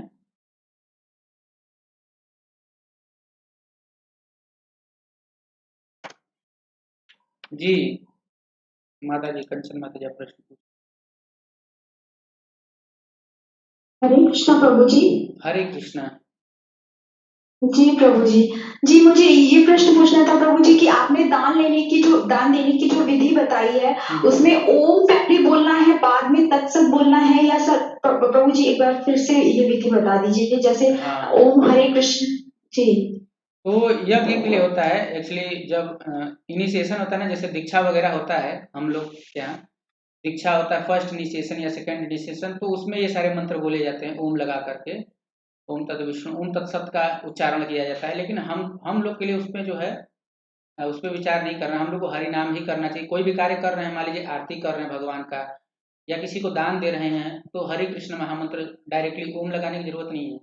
हरे कृष्ण कृष्ण कृष्ण हरे हरे, हरे राम राम राम हरे हरे। ये जो ओम तत्सत है, ये ब्राह्मण लोग उच्चारण करते हैं क्योंकि ये वैदिक मंत्र है। हम लोग हरे कृष्ण महामंत्र करके हर कार्य अगर करें तो वो आध्यात्मिक हो जाता है। जी प्रभु जी। सर प्रभु जी, तो इससे कर्म बंधन नहीं होगा अगर हरे बिल्कुल कृष्ण नहीं होगा। महामंत्र का जप करके हम किसी को कुछ दान देते हैं, तो इससे हाँ कर्म बंधन में नहीं फंसेंगे? हाँ, और मानसिकता भी होना चाहिए कि भगवान की प्रसन्नता के लिए दे रहे हैं, मानसिकता। अब मैंने बता दिया कि ये हमारा लाभ का फल नहीं होना चाहिए कि इनको दे रहे हैं तो बदले में हमको भी कुछ मिलेगा, ऐसा मन में नहीं होना चाहिए, बल्कि ये होना चाहिए कि भगवान इससे प्रसन्न होंगे, यह मन में भाव रहेगा। तो कोई कर्म बंधन नहीं है, हरि नाम करते हुए हर कार्य हमको करना चाहिए इस भाव से, भगवान की प्रसन्नता करने के लिए। चाहे यज्ञ करना हो, चाहे दान करना हो, चाहे तपस्या करना हो, शास्त्र के अनुसार करना चाहिए पहला चीज, और भगवान की प्रसन्नता के लिए करना चाहिए, और हरि नाम करते हुए। अगर नहीं कर सकते तो मन में सोचते हुए। प्रभु प्रभु जी, अगर कोई बहुत गरीब है तो क्या उसको हम दान कर सकते हैं हाँ हाँ हरे जी, कृष्ण महामंत्र? हाँ दे सकते हैं, उसको प्रसाद दे सकते हैं, या धन दे सकते हैं, अन्न दे सकते हैं, लेकिन उसको बोलना चाहिए कि आप हरिनाम करो, उससे हरिनाम करवाना चाहिए, उसको सिखाना चाहिए। अगर हमारे नज़दीक रहता है तो उसको सिखाना चाहिए कि आप हरिनाम किया करो प्रतिदिन। दान देना चाहिए, गरीबों को तो दान देना चाहिए। जी प्रभु जी। धन्यवाद प्रभु जी। हरे कृष्णा। हरे कृष्ण। प्रियंवत राधा माता जी। हरे कृष्ण प्रभु जी, धन्यवाद प्रणाम। हरे कृष्ण धन्यवाद। प्रभु जी, ये आपने शेयर करा था ना ओम तत्सत का स्क्रीन, हाँ हाँ हाँ, अभी दिखाया था, तो वो दोबारा से शेयर कर सकते हैं प्रभु जी? हाँ ये वाला स्क्रीनशॉट लेना था प्रभु जी। रहने दीजिएगा प्रभु जी थोड़ी देर के लिए। तो प्रभु जी उसके वृंदावन के अपडेट्स भी देते रहिएगा जब टाइम हाँ से। वो ग्रुप में सब मिलेगा आपको। ओके, गुड्डू कुमार जी, गुड्डू कुमार प्रभु जी, आप पूछ सकते हैं। हाँ, वृंदावन यात्रा आज क्लोज हो रहा है, जिसको भी रजिस्ट्रेशन करना था वो सब लोग कर दिए हैं, बाकी नो मोर रजिस्ट्रेशन। यह अनाउंस करता हूँ। हरे कृष्ण। प्रभु जी जैसे मेरे को हरि बोल हाँ प्रभु हाँ जी, हरे हाँ कृष्ण। हाँ। जस्ट ये जैसे वृंदावन का जो ट्रिप है, मैंने वहां पहुंच भी जाऊंगी, रहने का भी अरेंजमेंट है, तो आप पर्सनली मेरे को जैसे। ग्रुप में आप उसके बारे में पूछिए, आपको ठीक है प्रभु जी, थैंक यू प्रभु, अभी हरे क्लास कृष्ण के बाद प्रभु। आप उसमें पूछे, मैं बता देता हूँ। Right. ठीक है प्रभु जी, थैंक यू। गुड्डू कुमार जी, आप पूछ सकते हैं। हरे कृष्ण प्रभु जी। हरे कृष्णा। प्रभु जी, जैसे कि आपने बोला कि ब्राह्मणों को दान देना चाहिए, तो ये नहीं समझ आ रहा कि किस ब्राह्मण को दान देना है, जो कि सात्विक ब्राह्मण है या तामसिक ब्राह्मण है, या किस ब्राह्मण को प्रभु जी? भगवान के भक्तों को दान देना चाहिए। नहीं, जैसे बाल हम लोग जैसे पूजा पाठ करवाते हैं ब्राह्मण से, हाँ तो तो तो उनको यदि हम देते हैं प्रभु जी, लेकिन हाँ, का विचार और भौतिक विचार और सात्विक विचार यदि दोनों मतलब पूर्व अवस्था में हो, पूर्व विचार का हो, तो क्या उसे हम दान दे सकते हैं, उसे पूजा पाठ करवा सकते हैं? देखिए अगर बढ़िया है व्यक्ति, कोई भी ब्राह्मण अगर 4 नियम का पालन करते हैं तब तो ब्राह्मण है। देखो ब्राह्मण किस बात के, लहसुन प्याज खाते हैं, दारू पीते हैं, काहे के ब्राह्मण? जन्म लेने से कोई ब्राह्मण नहीं होता है। लेकिन हाँ, ब्राह्मण फिर भी ब्राह्मण ही है, लेकिन अगर कोई 4 नियम का पालन करता है, ये सब करता है, तो वास्तव में वो वास्तव में ब्राह्मण है और उससे यज्ञ वगैरह करवाना चाहिए, उसको दान करना चाहिए। और उसमें भगवान का अगर भक्त हो तो सर्वश्रेष्ठ है, वैष्णव ब्राह्मण हो तो वो सर्वश्रेष्ठ है। ये तो फिर अच्छा कुछ ऑप्शन ही नहीं हो सकता है। तो सर्वश्रेष्ठ ब्राह्मण तो वो तो दान ले ही नहीं सकते प्रभु, दान ले ही नहीं सकते। क्योंकि वो तो परमात्मा में संलीन है प्रभु जी। नहीं नहीं, प्रभुपाद जी इतना बड़ा बड़ा मंदिर कैसे बना दिए? तो दान से ही बनाया है ना। हाँ, वो तो सांसारिक तो ये वो तो मतलब सभी व्यक्तियों के लिए, सभी हर हाँ, इंसान के लिए। तो भगवान के जो भक्त होते हैं वो अपने लिए नहीं पैसा लेते हैं, हाँ हाँ हाँ। समझ रहे हैं? भक्तों को हम देते हैं, अगर दान देते हैं तो ऐसा थोड़ा कि वो अपने खाने पीने के लिए खर्च करते हैं। वो भगवान के प्रचार प्रसार में खर्च करते हैं। मान लीजिए कहीं जाना है तो वहाँ के लिए टिकट कर देंगे, या कहीं जाके किताब बांटना है तो वहाँ के लिए किताब लेंगे, या प्रसाद बांटना है तो प्रसाद के लिए जो खर्च आएगा, तो भगवान के प्रचार प्रसार में वो सब करते हैं। अपने लिए पर्सनली थोड़ा ना करेगा भक्त। उसको फिल्म हाँ, देख, ओके। अब कहीं थिएटर में किसी भक्त को देखे हैं, क्रिकेट स्टेडियम में देखे हैं? नहीं देखे हैं ना, अपने लिए नहीं करेगा। नहीं। और प्रभु जी, जैसे कि हम तो ये इस्कॉन में इसके बारे में समझ नहीं पा रहे से, इस्कॉन क्या ये शास्त्र विधित है या क्या मतलब है प्रभु जी? पूरा एकदम परफेक्टली शास्त्र विधि है। आज 18वां अध्याय भगवत गीता का आप यह प्रश्न पूछ रहे हैं, तो पूरा भगवत गीता तो आपको सिखाया जा रहा है, भागवत बताया जा रहा है। भागवत अभी चालू होगा, ईशोपनिषद चालू होगा, चैतन्य चरितामृत होगा, नेक्टर ऑफ इंस्ट्रक्शन, ईशोपदेशामृत, भक्ति रसामृत सिंधु, इतना सारा शास्त्र, पूरा शास्त्र आधारित ही है इस्कॉन। कृष्ण भावनामृत पूर्ण रूप से शास्त्र आधारित है, कुछ भी इधर उधर का नहीं। यहाँ तक कि 4 नियम भी तो उसका भी शास्त्र कारण में बता चुका हूँ ऑलरेडी। धर्म के 4 स्तंभ होते हैं, दया, शौच इत्यादि, और सो भगवान का नाम जब, ये शास्त्रों में ही बताया गया है। ठीक है। ओके प्रभु जी, लेकिन हमें एक चीज का और प्रश्न आपसे प्रभु जी, जैसे हाँ, कि जब हम कहीं जाते हैं देखते हैं कि नदी के किनारे या कहीं भी, जैसे एक क्या बोलते हैं, कीड़ा मकोड़े को, एक उसको पिपरी बहुत डंक मारता है, तो वो किस भोग का, किसी भोग के कारण, वो पिछले जन्म के कर्म के कारण से उसको डंक मार रहा है, या फिर वो अपने भोजन करने के लिए उसको डंक मार रहा है? अब दोनों में क्या अंतर है? उसका भोजन है तभी तो खा रहा है ना उसको। उसको खाने का तरीका है। अब हम लोग खाते हैं तो पहले चबाते हैं, ये तो तरीका होता है ना। और कर्म योनि केवल मनुष्य जन्म में होता है, भोग योनि बाकी योनियों में होता है। तो वो लोग जो करते हैं उसमें आप इंटरफेयर नहीं कर सकते, क्योंकि वो इकोलॉजी सिस्टम वैसा ही रहता है। जी, एक जीव जो दूसरे जीव को खाता ही है, वही उनका एक सिस्टम है। उनका पेट भर जाता है तो अल्टर एक्स्ट्रा शिकार नहीं करते, तो एकदम वैसे ही रहेंगे। जब भूख लगेगा तभी शिकार करेंगे। सारे जीव का यही नियम रहता है। तो प्रभु जी, उसको तो कष्ट तो होता है ना? कष्ट होगा ना, तो हमको चाहिए कि इस मनुष्य जीवन में मुक्त हो जाने, तो हमको भी कष्ट होगा उधर जाके। वो लोग पहले इंसान थे हमारी तरह, भजन भजन नहीं किए, भक्ति नहीं की, इसलिए उधर गए, अमेरिका में जाके घूम फिर रहे थे। समझ रहे हैं? हाँ, प्रभु। हरे कृष्णा प्रभु जी, हरे कृष्ण। समझ जाते हैं। तो प्रभु जी प्रणाम। अगर सुबह हरि नाम में मन में जप कर लें तो माला जैसा ही होता है, या माला से जप करना होता है?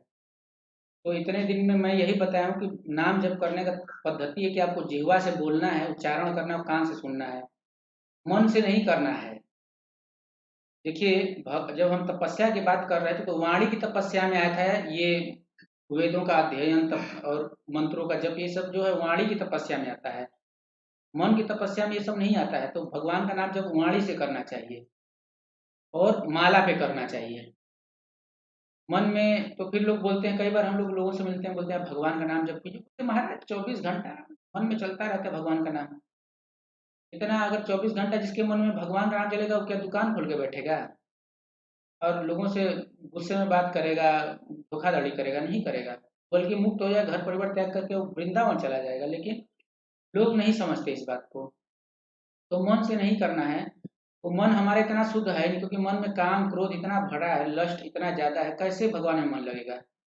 जो मन भौतिक चीजों के प्रति आसक्त है, भगवान के प्रति आसक्त हो ही नहीं सकता है।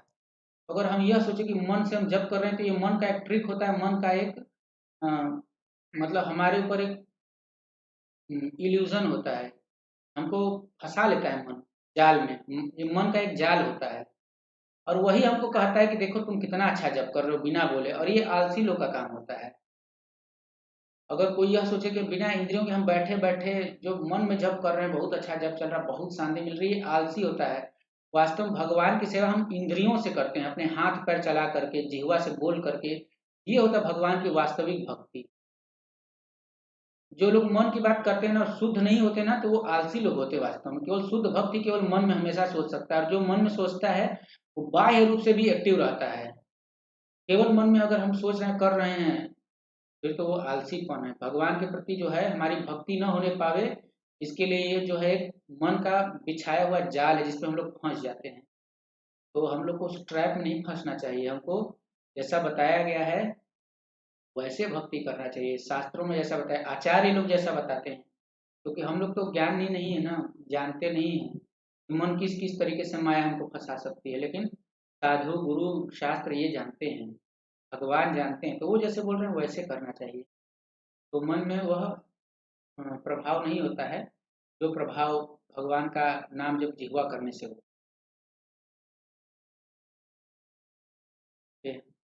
और किसी का कुछ प्रश्न हो तो आप लोग हाथ खड़े कर सकते हैं।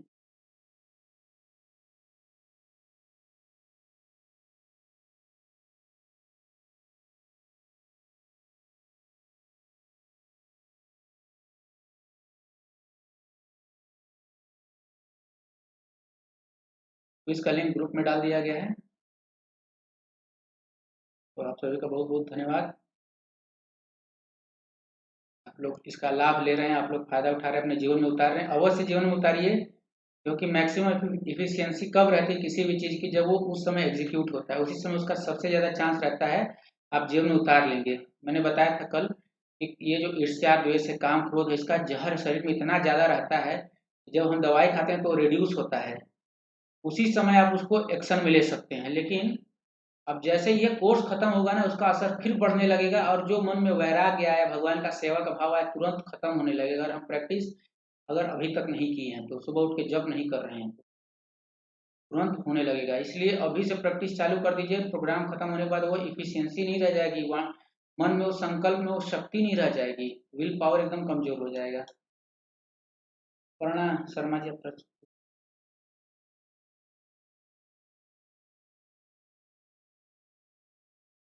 हरे कृष्णा प्रभु जी। हरे कृष्णा। प्रभु जी से आपकी भक्ति पे कोई भी कमेंट करता है कि अभी भी भक्ति हो रही है, माला हो रही है, ये हो रहा है वो रहा है, उसके बाद भी आपके जीवन में बदलाव नहीं है, तो क्या मानना चाहिए प्रभु जी हमें? इसका तो उत्तर मैं दिया था पिछली बार भी कि अच्छा। हाँ, ऐसा नहीं कि आप जैसे आप नहाने जाते हैं तो टाइम लगता है ना। मान लीजिए कोई कीचड़ में एकदम लोट पोट के आया हो और नहाने जाएगा, तो एकदम से थोड़े शावर के नीचे खड़ा रहे, थोड़ा रगड़ना पड़ेगा, थोड़ा साबुन वाबुन लगाना पड़ेगा, तब न जाएगा। तो थोड़ा समय तो लगता है। पंखा चल रहा है, मान लीजिए पाप का पंखा चल रहा है, आप स्विच ऑफ कर दिए, तो उसको पाप के पंखे को रुकने में थोड़ा तो टाइम लगेगा ना। तो हम लोग जितना कार्य किए, इतने अरबों खरबों जन्म से गिनती नहीं है, उसका आचरण हमारा वैसा बन गया है, हमारा स्वभाव वैसा बन गया है, हमारे जीवन में जो कर्म फल है वो आ गए हैं ऑलरेडी। वो सब खत्म होने में थोड़ा टाइम लगता है। धैर्य रखिए, फिर दिखेगा लोगों को। 1 साल 2 साल में नहीं होगा। भौतिक चीज के प्रभु लिए जी भौतिक एक प्रश्न ये था प्रभु जी, जैसे आप भक्ति कर रहे हैं चीज तो आपकी माला पे मान लीजिए हम कमेंट करें कि प्रभु जी माला कर रहे हैं कि वो कर रहे हैं, और ये मतलब कुछ भी आपकी भक्ति पे आपकी पूजा पे लोग मतलब कमेंट करना यानी हंसी उड़ाना करना, और इसको सुन के मतलब क्या हमें क्या रिएक्शन हमारा होना चाहिए? हाँ इग्नोर कर देना चाहिए ऐसे लोगों को, या हमें अपनी भक्ति को कंटिन्यू करना चाहिए? हाँ, इग्नोर करेंगे तभी कंटिन्यू हो पाएगा, नहीं तो डिस्टर्ब हो जाएंगे तो कंटिन्यू नहीं हो पाएगा। एफिशिएंसी आपकी घट जाएगी, क्योंकि आधा मन आपका उधर रहेगा, आधा मन इधर रहेगा। शांत मन से अगर हमको कोई कुछ बोलता है ना, सहन करना चाहिए। दूसरे भक्त को बोलता है तब सहन नहीं करना चाहिए, तब डांट देना चाहिए कि वो अपना माला कर रहा है, आप अपना काम कीजिए, आपसे क्या लेना देना है। लेकिन हमको अगर कोई बोले तब सहन करना चाहिए, क्योंकि उससे हमारा गुण बढ़ेगा, भगवान हमारी क्वालिटी को बढ़ा रहे हैं। तो प्रभु जी अब मैं अपने अपने गुणों को कंटिन्यू रखूं, जिसको बोलना जो बोलते बोलते रहो। हाँ जी जी। ठीक है, हरे हाँ, कृष्ण हरे प्रभु। कृष्ण। हरे कृष्ण प्रभु। जय श्री कृष्ण। संस्था जो है वो भी कृष्ण का प्रचार करते हैं। क्या है मुझे नहीं मालूम, जय श्री कृष्ण संस्थान कौन सा है, इसके बारे में हमको जानकारी नहीं है। श्री भगवान जी, श्री भगवान वाचो, आप बोलिए कुछ। हरे कृष्णा प्रभु जी, दंडवत प्रणाम। हरे कृष्णा, धन्यवाद। प्रभु जी, जो कार्तिक मास चल रहा है तो क्या ये दीपदान दीपावली के बाद भी कर सकते हैं कि दीपावली के पहले ही कर सकते हैं? कार्तिक ये चलेगा आपका 19 नवंबर तक।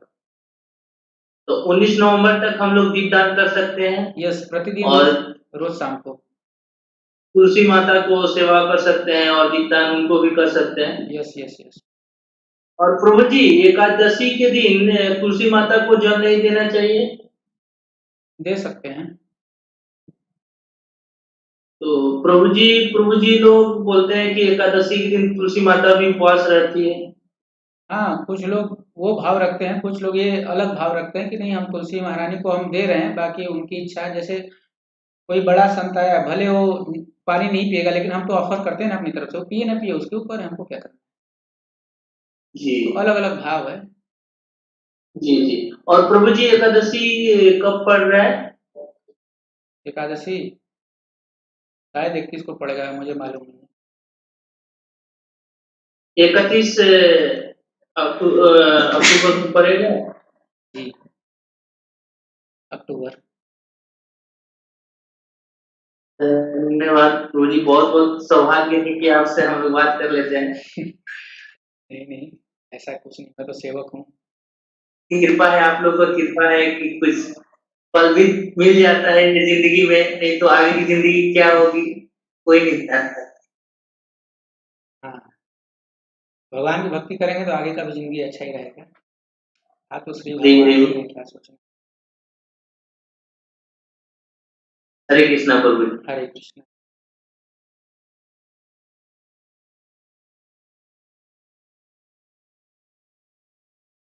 1 अक्टूबर को है एकादशी, मुंबई में। आप किस क्षेत्र में हैं तो क्षेत्र के अनुसार पड़ता है, टाइम जोन जो है अलग अलग होता है। तो हमारे यहाँ तो 1 अक्टूबर को है, सॉरी 1 नवंबर को है। ठीक है। हम लोग तो क्या मंदिर में रहते हैं, तो हम लोग ये चिंता नहीं करते। सुबह सुबह अनाउंसमेंट होता है आज एकादशी है, तो आदमी कर ले, वो एक सिस्टम बना हुआ है, तो हम लोग को उसमें विचार ही नहीं रहता है। बाहर जाते हैं तो थोड़ा कैलेंडर वगैरह देखना पड़ता है। ठीक है, आप सभी का बहुत बहुत धन्यवाद है। 1 नवंबर को है, हाँ 1 नवंबर। बहुत बहुत धन्यवाद, आप लोग बहुत धैर्यवान हैं। और आप लोग का धैर्य बढ़ रहा है, मैं देख रहा हूँ दिन पर दिन। 9:30 बजे तक, 9:45 तक आप लोग क्लास अटेंड करते हैं, तो यह भी एक अच्छा ही चीज़ है। हरे कृष्णा कृष्ण कृष्ण हरे हरे, हरे राम राम